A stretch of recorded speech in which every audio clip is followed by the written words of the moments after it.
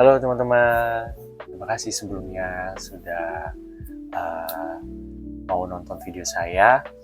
Perkenalkan sebelumnya nama saya Normandi, saya ini sebagai fitness trainer dan juga sebagai fitness enthusiasm. Jadi kali ini saya mau berbagi sekedar sharing aja 3 faktor utama ya, 3 faktor penting yang teman-teman harus ketahui ketika teman-teman mau memulai hidup sehat ya. Jadi kalau teman-teman mau mulai hidup sehat, mungkin ini adalah video yang tepat buat teman-teman. Di yuk kita simak 3 faktor penting, 3 faktor utama buat teman-teman yang mau memulai hidup sehat. Yes, benar. Yang pertama itu adalah pola makan, ya, dimana pola makan itu sangatlah kritikal gitu ya. Sangatlah, bukan kritikal juga sih, tapi maksudnya lebih ke penting lah, sangat penting ya. Jadi kalau kita ngomongin makan itu ada istilahnya kan, you are what you eat gitu ya. Nah, jadi bagaimana apa yang kita konsumsi itu akan membentuk kita gitu ya. Jadi kalau kita sering makan gula, sering makan yang berlemak, berminyak, semuanya itu ya nantinya kita akan jadi seperti apa teman-teman udah tahu lah ya gitu ya. Jadi perlu kita ketahui dulu nih, untuk kita tahu pola makan yang sehat seperti apa, perlu kita tahu dulu aktivitas kita itu seharian tuh ngapain gitu ya. Jadi seharian itu misalnya teman-teman mungkin saya ini seringnya di kantor gitu ya, seringnya tuh cuman duduk diam, rapat, meeting segala macem gitu ya, cuman duduk aja gitu, ketik-ketik gitu. Nah itu teman-teman perlu tahu bahwa teman-teman tuh sebenarnya nggak butuh banyak kalori ya. Jadi teman-teman itu harus mengurangi yang namanya ya tadi, misalnya tadinya nasinya sebanyak setumpuk gitu ya, jadinya harus dikurangi.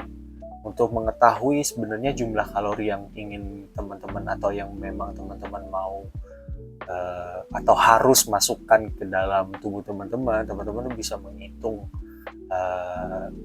di kalkulator BMR ya, BMR atau lebih tepatnya TDEE gitu ya. Iya, TDEE itu tadi mungkin saya lebih lengkapnya nanti kita akan bahas lebih lengkapnya di video saya berikutnya gitu ya. Cuman saya mau bahas itu TDEE itu untuk teman-teman, membantu teman-teman untuk mengukur berapa banyak kalori yang memang tubuh teman-teman tuh butuhkan ya. Itu penting. Jadi teman-teman tahu porsi makannya teman-teman itu harusnya berapa sih dalam satu hari ya. Kalau saya dari pengalaman pribadi saya itu lebih membatasi di porsi makan gitu ya. Jadi kalau misalnya saya ini kan memang aktivitasnya itu tidak terlalu banyak ya, jadi saya lebih membatasi porsi makan dengan mungkin kalau teman-teman mau gampangnya itu ya coba mulai dari ini tips aja ya, nggak perlu diikutin juga gitu ya, cuman saya cuma mau berbagi aja gitu ya. Jadi saya tuh ngapain dengan pola makan atau porsi makan yang saya makan itu kayak gimana gitu ya. Jadi porsi makan yang saya makan itu adalah seperempat piring, jadi konsep seperempat gitu ya. Mungkin karbonnya seperempat gitu, atau kalau bisa lebih kurang lagi gitu ya. Dan juga lebih banyak ke dalam cari makanan yang lebih berprotein tinggi gitu ya, karena protein itu membantu proses pembentukan otot teman-teman. Kemudian lebih banyak mencari sayur yang berserat tinggi juga gitu ya, kacang-kacangan gitu ya, seperti pistachio gitu ya salah satunya. Nah, jadi teman-teman perlu mencari tahu nanti bahan-bahan makanannya apa-apa saja ya, yang perlu teman-teman makan gitu ya. Yang terpenting di sini saya mau berbagi bagaimana porsi makan saya gitu ya.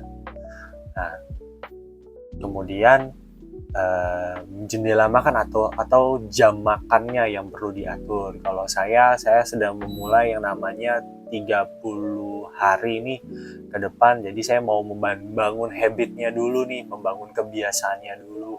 Jadi saya mau membangun kebiasaannya dengan 1 kali jendela makan gitu ya. Saya mau bangun di jam 12 siang gitu ya, saya makan.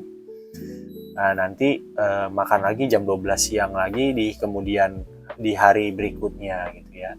Jadi itu sekedar sharing aja apa yang saya lakukan.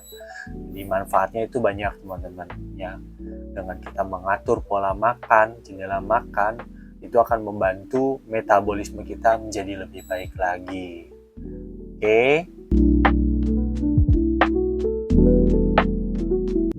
Nah, teman-teman, ini yang kedua nih. Yang kedua itu pola istirahat ya. Jadi teman-teman perlu tahu dulu nih, kenapa sih kok istirahat itu termasuk dalam salah satu faktor yang diperlukan ya gitu ya. Jadi kalau teman-teman tahu itu tidur yang cukup itu membantu teman-teman juga nih untuk menurunkan berat badan dan juga mengatur yang namanya hormon lapar ya. Jadi ini penting tidur itu ya. Kemudian tidur yang ideal tuh pasti bertanya ya, teman-teman tuh pasti bertanya tidur yang ideal itu berapa lama sih gitu ya. Jadi kalau tidur yang ideal itu sebenarnya 7 sampai dengan 8 jam gitu ya. Tapi pada kenyataannya mungkin dari teman-teman tuh nggak semuanya adalah orang yang bisa tidur dengan 7 sampai dengan 8 jam gitu ya. Kayak contohnya aja gitu ya, mungkin petugas malam gitu ya. Itu tuh mungkin tidurnya tuh nggak bisa sampai 7 sampai dengan 8 jam gitu ya. Tapi at least kita perlu beristirahat gitu ya. Istirahatnya ya mungkin 5 jam gitu ya. Kalau saya sendiri, saya itu di 6 jam. 6 sampai dengan 8 jam itu masih termasuk baik lah. Dengan 6 sampai 7 jam itu masih termasuk baik. Kalau lebih baik lagi 7 sampai dengan 8 jam gitu ya. Jadi teman-teman perlu mengaturnya lagi. Jadi kalau untuk mendapatkan tidur atau kualitas tidur yang baik itu kayak gimana? Mungkin beberapa tipsnya yang saya bisa bagikan adalah yang pertama itu pasti hindari yang namanya gadget, karena kita tahu gadget itu ada layar birunya ya, itu ada warna birunya, itu yang membuat mata kita tuh jadi melek terus gitu ya. Yang kemudian kedua, mungkin teman-teman harus membuat suasana atau tempat tidur teman-teman tuh nyaman gitu ya, sehingga membuat teman-teman tuh bisa tidur lelap gitu ya, lelap dan lebih enak lah tidurnya gitu ya. Dan ketiga, mungkin kalau bisa buat jadwal tidur yang konsisten, misalnya pokoknya jam 10 gue udah harus tidur gitu ya, jam 11 udah harus tidur. Nah itu teman-teman buat jadwal yang konsisten. Kalau saya konsistensinya di jam 11, konsisten di jam 11 malam saya harus tidur, ya udah tidur ya. Jadi itu beberapa tips yang mungkin bisa teman-teman terapkan ya di dalam kesehariannya teman-teman.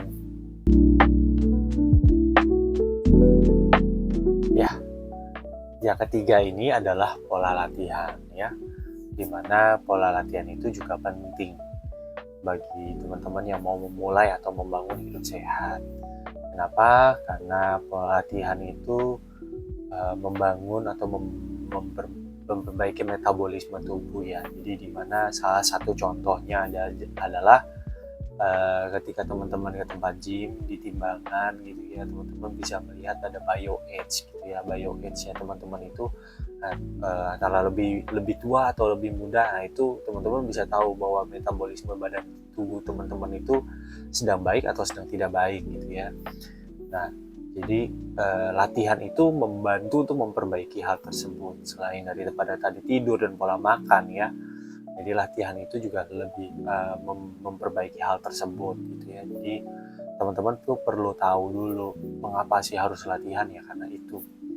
Dan kemudian teman-teman perlu menetapkan tujuannya juga nih. Teman-teman tujuannya mau ngapain? Misalnya, saya mau mengurangi berat badan saya karena saya punya lemak berlebih gitu ya. Mungkin teman-teman bisa mencoba untuk memulai jalan kaki selama 30 menit aja setiap hari gitu ya. Itu juga salah satu pola latihan yang dibentuk gitu. Mungkin atau teman-teman mau membangun otot gitu ya. Teman-teman tuh mau mendapatkan otot yang lebih baik lagi gitu ya, otot yang lebih besar gitu. Mungkin teman-teman bisa mencoba untuk melakukan weight training ya. Nah, itu balik lagi, pertama tentuin dulu tujuan teman-teman gitu ya. Ketika teman-teman melakukan latihan, tujuan teman-teman tuh ngapain ya. Nah, di latihannya saya, atau saya boleh sharing lah ya, sharing terkait dengan tujuannya saya adalah ketika saya latihan itu saya maunya weight training karena saya bertujuan untuk supaya nanti tua pun saya masih bisa lari, saya masih bisa beraktivitas dengan cucu saya gitu ya, cucu cicit saya gitu ya, sehingga saya masih kuat gitu dan tidak menyusahkan orang lain gitu ya.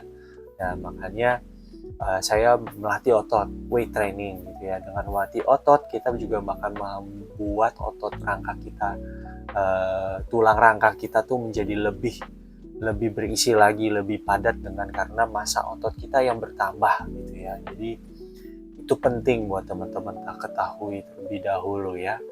Jadi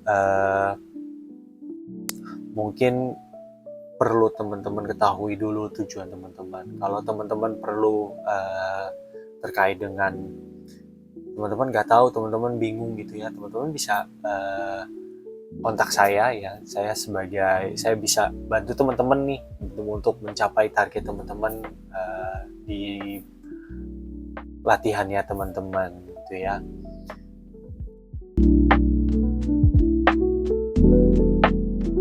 Jadi tadi itu 3 faktor pentingnya. Ingat teman-teman, kalau 3 faktor ini saling terkait ya, makan, tidur, dan juga latihan. Jadi 3 ini faktor yang sangat penting buat teman-teman ketahui terlebih dahulu. Jadi ini memang pengetahuan dasar, tapi yang perlu teman-teman ketahui bahwa dasar, walaupun cuma dasar, tapi sebenarnya ini penting banget gitu ya. Ketika teman-teman mencoba menjalankan ini saja, ini sudah membantu teman-teman dalam kehidupan teman-teman selanjutnya gitu ya. Oke, semoga apa yang saya bagikan ini bermanfaat buat teman-teman. Kalau ada pertanyaan atau ada yang ingin diskusikan, teman-teman bisa komen di bawah ini. Teman-teman juga bisa ngeklik link tree yang saya bagikan di bawah. Kalau teman-teman mau bertanya-tanya atau mau mengenal profil saya, teman-teman bisa klik itu. Dan like kalau teman-teman suka video ini, share biar bisa bermanfaat buat teman-teman semuanya. Dan jangan lupa, saya mau minta untuk teman-teman untuk subscribe channel saya. Terima kasih ya teman-teman. Semoga bermanfaat dan berguna. Salam hidup sehat. Bye-bye.